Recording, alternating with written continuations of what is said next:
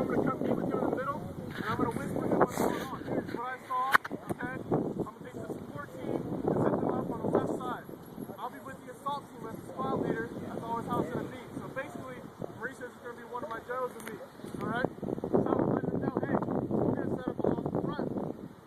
We're going to have the support team set up along the front, and the assault team is going to flank around to the left, all right? Let me clarify that right there, so I messed up on that. I want my support team not to flank on the left side. Now I decided as a squad leader, I'm going to change that up. I want the support to go along the front, all right? And I'm going to take my assault team, take them along to the left side. Is that clear? All right. So I've given the plan to Mauricio. We disseminate that plan to every soldier so every soldier knows what's going on, all right? Once that's done, we all get up together, we're going to form a file, and we're going to head back out to our release point, and then to our eyes on security. So we get into a file. We come up to our release point. I show all of them where the release point is at, so now every soldier on this mission knows where the release point's at. Now we move forward to the eyes on security. All right. Crowder takes his team. He knows he's going to set up right here along the front. All right. He sets them up. I don't have to be here for this because he already knows what to do. He was looking on the leader's recon. Now, I think my support team telling points, and we use our IMTs, and we use as much stealth as possible to flank around to the left side of our enemy so that they can't see us, and we get into position. Now, I've already left the time hack with my support team leader. And look what a time hack is. All right, I know what a time hack is. So I'll tell you what a time hack is. I told Crowder, once we leave you in position, I want you to give me 10 minutes. At the end of 10 minutes, I want you to initiate fire, your whole entire team. All right? That gives me time to get my guys in place. And it also gives me time, if I can't get my guys in place, I know that in 10 minutes, he's going to start shooting at the enemy. So the enemy's concentration is all going to be on my support team right here. And when the enemy's being shot at, what's he do? Hopefully he gets down, right? Protect himself. So he's protecting himself, he's firing back at these yahoos, and my guys can actually come and get right into position. All right? And hopefully, if we're good and we're far enough away, have good enough concealment, that won't be necessary. All of my guys are already in position. So when 10 minutes is up, time hack hits. He knows what time I told him to initiate fire at 16:28. I'm sorry, 15:28, which is 1 minute from now. When the time hits that, 15:28, he initiates fire. When they initiate fire, my assault team also starts to fire. All right? So assault team is firing, support team is firing. At which point, we'll be firing for a while. I think the enemy might be dead or concealed, and they're all the way down. I'm gonna say, hey, shift fire, get that Crowder. So they're shooting right here at the trees. All right? The enemy hears the bullets come by their head. Now they're gonna shift fire over to the right, away from my assault element. They're going over to the right. That way, I can assault to my element. I don't have to worry about getting hit by any stray bullets, right? But the enemy doesn't know that they've stopped being fired at. They still hear gunshots. So they're still cowering down. They're still staying down in their little house or whatever they're in, their bunker.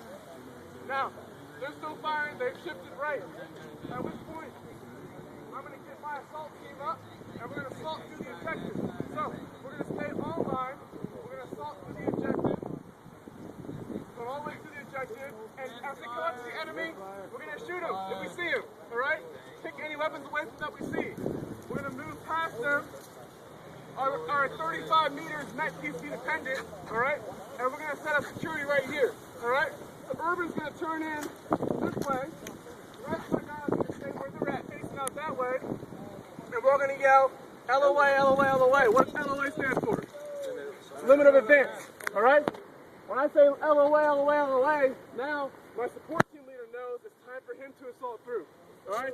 They're assaulting the objective the same way the VTEX did. You want to make sure we didn't miss anything. Show me any cowards that they see. See my weapons? All right. One thing, LOA. All right. They're all facing out. Now we have security. Urban's covering this whole area over here. This whole area over here. And the rest of my unit is covering the area that we haven't been to yet. All right? I only need one guy on the outside here with a machine gun to cover this whole area over here. All right, question? When the assault team comes in, the question was, when the assault team's in the location, does the support team stop shooting? And the at it again. Once we started assaulting through the objective to get onto the objective, we're going to call a ceasefire. Alright? If you're a team leader, we'll be in charge of calling a ceasefire. If you can't hear me, I'll be yelling ceasefire as I assault through. I don't want to get shot. Okay? So I'm yelling ceasefire, and then once I get in place, you're going to assault through as a support team. Okay? Now, when piece of security, what happens next?